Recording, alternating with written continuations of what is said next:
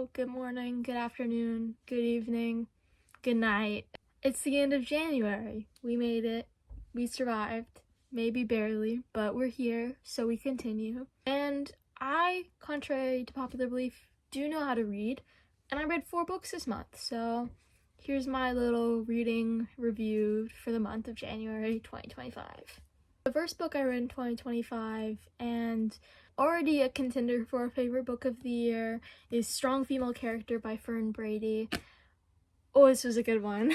This book is important to me, again, as someone who got diagnosed with autism very recently and technically later in life. And it's just very important, to read stories about people that grew up not knowing the answer to certain things and then realize later on that, oh, this explains it. And that is something I resonate with, as of course, growing up, I had a lot of experiences of being overstimulated, even having meltdowns and shutdowns and all those wonderful things, yay. And I didn't know, and it wasn't until I got diagnosed at the very end of 2024 that I realized and could finally talk to someone about it and realize, oh, I'm not absolutely insane, I am just autistic, and that's completely okay. A summary of her book, as she says on the back, is 1, I'm diagnosed with autism 20 years after telling a doctor I had it. 2, my terrible Catholic childhood. 3, my friendship with an elderly man who runs the corner shop and is definitely not trying to groom me. 4, homelessness. 5, stripping. 6, more stripping but more nervous breakdowns. 7, I hate everyone in Edinburgh Uni, etc.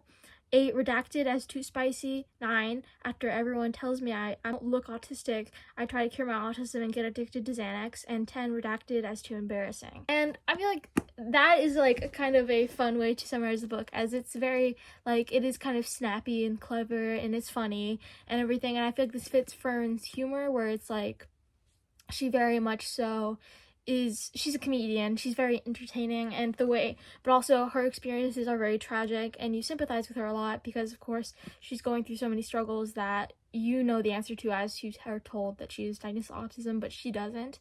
And I just found this to be very relatable to me. I'm not an adult British woman, but I'm not a comedian, but I do have autism, and so I like to read as much as I can about other people with autism. So that was the first book I read in 2025. Also, as a side note, I did rate some of these books, but I don't rate memoirs personally. I just don't like rating someone's life story, but I will say if I really enjoyed a book or not and everything, but because obviously that's just about the writing and everything, but I find it kind of, for me personally, I don't put a star rating, oh yeah, your life story gets a 1, it's out of 5. I don't want to do that. I just, I don't know, it's not for me, but I don't judge if you do that. Obviously, that's okay. Anyways, on to the second book. The second book I read in 2025 was for my AP Lang class, and that was Between the World and Me by Ta-Nehisi Coates. And I also really enjoyed this book. I'm working on the Black History Month show for my high school right now in stage crew, and I used one of the quotes from his book for a poster. It was something about, I can't remember the exact quote, which is ironic because I painted it giantly, but I have a horrible memory, but I believe it is along the lines of, race is the child of racism, not the father. And so I thought that was a very important quote because it speaks about how it was hate that created differences. And I think that's a big theme of the book, where it's about hate, and it also speaks a lot about the Black body and the mistreatment of it. And what actually attracted me to this book, when I was looking through all the 3 options we had, it was I Am Malala, which I literally read 3 days before, and I was just I'm gonna read a new book, which maybe is a little bit nerdy of me. Maybe I should have just read the book I just read, but I'd have to take notes on it, and I didn't want to read the same book over and over again. And then there was Hillbilly Elegy, which just personally didn't sound very interesting to me and everything. And then there was Between the World and Me, and then I saw on the cover that it was recommended by Toni Morrison as required reading. And while I have mentioned on here I have not read anything by Toni Morrison, she is someone I respect a lot, and someone I plan on reading her work. I just literally never get to it, and they don't have it at my school library, so I've been waiting to read her books. And I do have Sula right here, and I'm planning on reading it at some point this year, but I just haven't gotten to it yet. But anyways, it's a lot about something that's not about the book. I do agree that it is a very important reading. I did see some criticisms about it, that it exclusively talks about being Black and being white, and so it kind of has black and white thinking, but I do think it's still important in regards to the black body and white supremacy and that kind of experiences of racism and everything. And it is a very personal view. He was writing to his son, but he's also writing about his personal experiences in relation to American history. And I just found it to be very fascinating. It was very well written. There was some very beautiful quotes because I was quoting a lot of the book for my essay, and I love the book. I thought it was very well done, and I highly recommend it. The third book I read this month was Owls and Other Fantasies, a collection of poems and essays by Mary Oliver. And boy, did I love this book. I haven't said, as if you've noticed a theme, I've loved all the books I've read this month. And that's because I honestly have been on Goodreads for a good 2 years, and I've curated a list of books to read and authors I love so well and everything, that I've just kind of gotten to the point, and I've just gotten to the point where I read descriptions and I can really tell, oh yeah, I think I'm gonna like this. And obviously it's not guaranteed, but I've kind of gotten to a point where it's like, I know things I want to read so well that I very rarely read things I don't like. And while I do think it's important to obviously go out of your comfort zone, a lot of the time, especially when it comes to assignments and when I'm reading just for fun and everything, especially when I'm very stressed out, I just like to read things that I know I'm gonna like and everything. And I'm getting on a tangent, so back to Owls and Other Fantasies. Gosh, was this beautiful.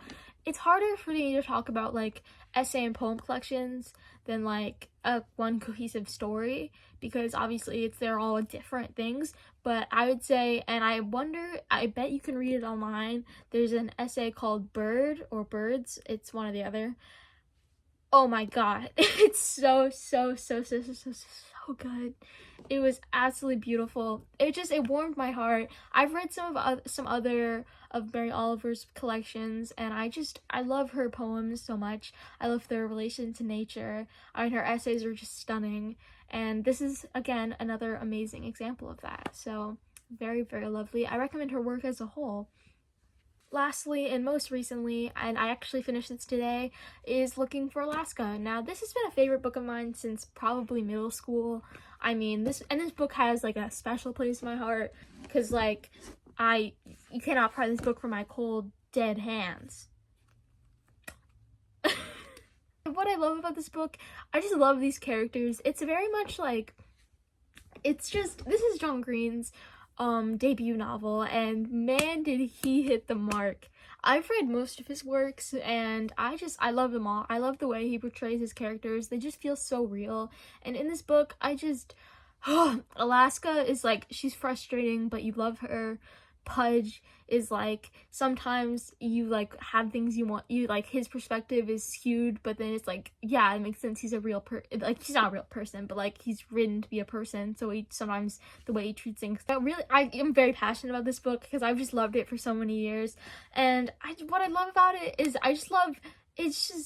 it gives you this nostalgic feeling, even though I'm literally in my junior year, so it's not a nostalgic time for me. In fact, by the end of the book, it's in the future for me, technically.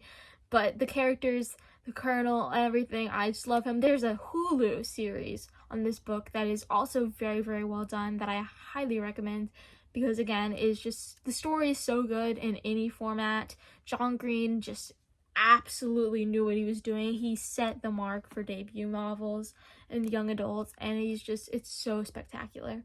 And I don't want to spoil the entire book, but I really think you should read it, and I might just make a whole video just about Looking for Alaska because I love it so much. And anyways, those are the 4 books I read in this January. I hope you are maybe interested in reading some of these books now that you've heard me talk about them, but if you're not, that's okay. You can give me some reading recommendations down below if you'd like. And yeah, happy end of January. We made it. I'm proud of you.